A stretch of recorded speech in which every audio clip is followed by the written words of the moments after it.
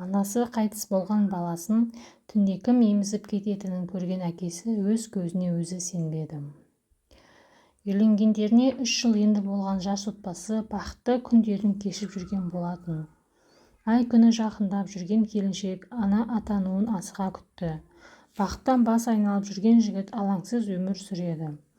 Жадыраған жаз айлары бітіп, күздің суық бір күнінде толғағы қысып перзентханаға жолға шығады.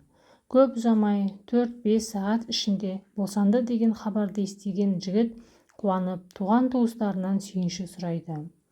Арада 1 сағаттай уақыт өткеннен кейін жігіттің телефонына белгісіз нөмірден қоңырау түседі. Тұтқаның арғы жағынан әйел адам әйелінің о дүниелік болғанын жеткізеді. Абыр-сабырмен әйелін жерлеп, жетілік садақасын өткізгеннен кейін перзентханадан ұлын үйге әкеледі. Жігіттің анасы балаға қарасуға келеді, өйткені жігіт сәбиді әйелінің өліміне себепкер деп бауырына басқысы келмеген екен. Бала күні бойы дызылдап жылай беретін, бутылкамен сүт берсе ішпейтін, алайда түнде әрқашан тыныш ұйықтайтын. Солай 2-7 уақыт өтеді. Бала күндіз жылайды, ал түнде тыныш ұйықтап қалады.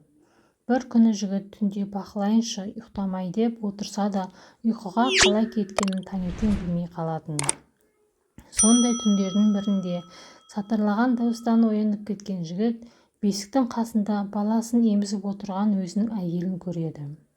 Өз көзіне өзі сенбейді. Қасына барғысы келеді, аяқ-қолы істемейді.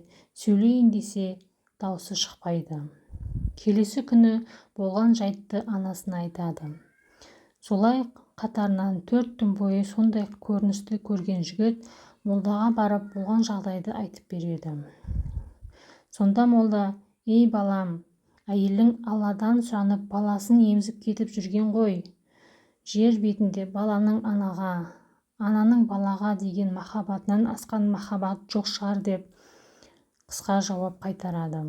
Сол жағдай бала 40-нан шыққанға дейін жалғасқан екен.